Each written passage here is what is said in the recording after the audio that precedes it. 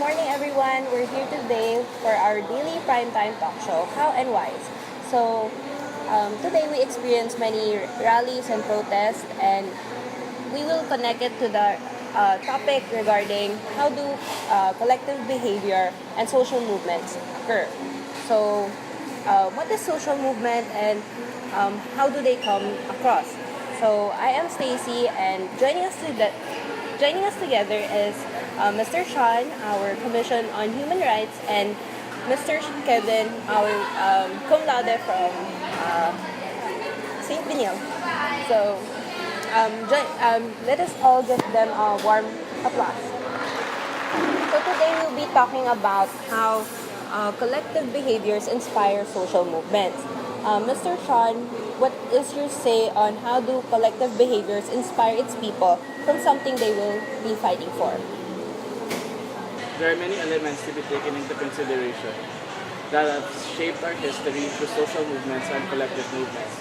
An example could be the revolution in EDSA, the ousting of Joseph Estrada, some questionable decisions by the government on extrajudicial killings, and ownership within the South China Sea. Yes, the EDSA protest was one of our greatest protests as a country. So what happened was thousands of Filipinos marched to EDSA just to make a point that the Marcos administration was doing its wrong doings and, of course, making its people suffer through a dictatorship.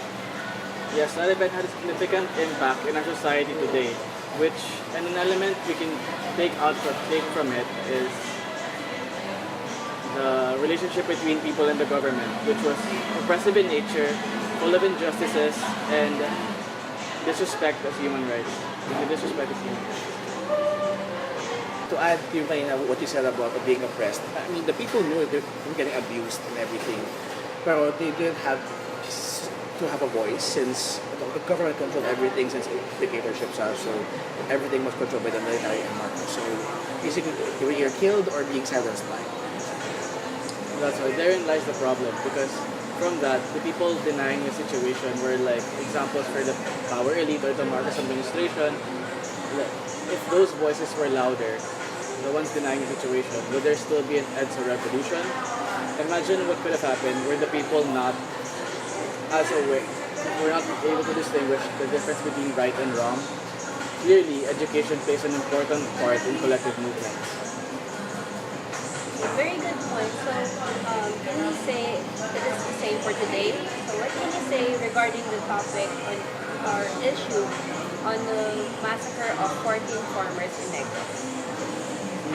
The way the media's portrayed the situation, it's kind of weird how the Negros would be related into an anti-criminality campaign. So they gave weird reasons, and we're not aware as to how and why they were killed. So regarding yung sa farmer incident about yung sa killings, it's really sad to think na our own farmers, our very own farmers who works hard and everything para lang makain, yung buong bansa is nagaganito with killings and everything. Tapos it's really sad na yung due process is not being practiced as seen in the reports and said by the reports na niloban sila without search and arrest warrants. I think that's really wrong and should be a problem for the system. Actually, yeah, based on what I know, they didn't have search and arrest warrants when they raided these houses and killed the farmers. So since the media hasn't directly told us why they were killed and how that's related to the anti-criminality campaign, it's really weird, and that since no one is really fully aware of what really happened in the situation, so do we get different opinions from different sectors? And like, if we relate it to EDSA revolution from EDSA 1 and 2, are we more aware now so we know what to do in these kinds of situations?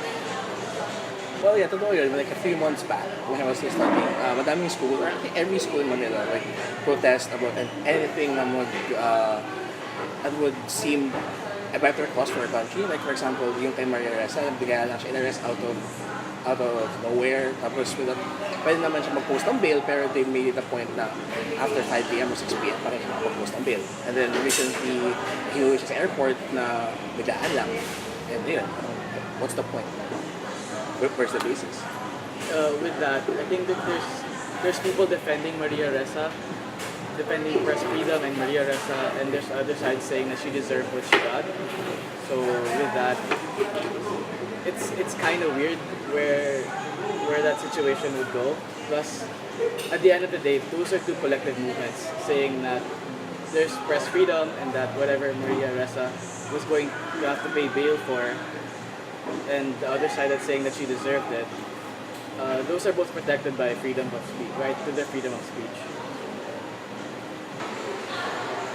So kahit magkakaiba yung mga collective behavior na yan, may makikita pa rin tayong different elements na magsa-summarize and magkakos ng dalawang issue na yan. So even if we can see different elements relating to that, there's also different types of social movements. So according to cultural anthropologists like David Aberl, there's 4 kinds of social movements, which is reformative, redemptive, revolutionary, and alternative. As referring to the issues kanina discussed, like most of them are being revolutionary and being reformative.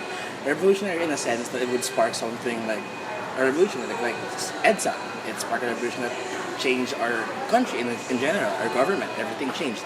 And reformative as being having reforms like based on the interest of the person involved. It's also reformative in a sense how we're trying to change old conservative thinking to things that would interest the people now, since we're trying to get past those old thoughts and how they haven't helped us till now when we're trying to go for a better change. Also with that, marami naman talaga na nangyari na sa ating country na nag-result sa mga current issues nowadays. So, hindi natin alam if in the future meron pang mangyari sa atin na mag-push sa atin na mag-revolution ulit or maghimagsik.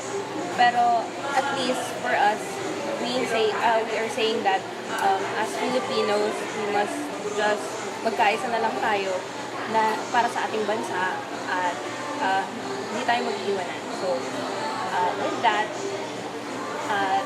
thank you sa mga pagbibigay nyo ng insights and opinions nyo. Diyan na nag-end ang ating talk show regarding social movement and collective behavior. So, thank you.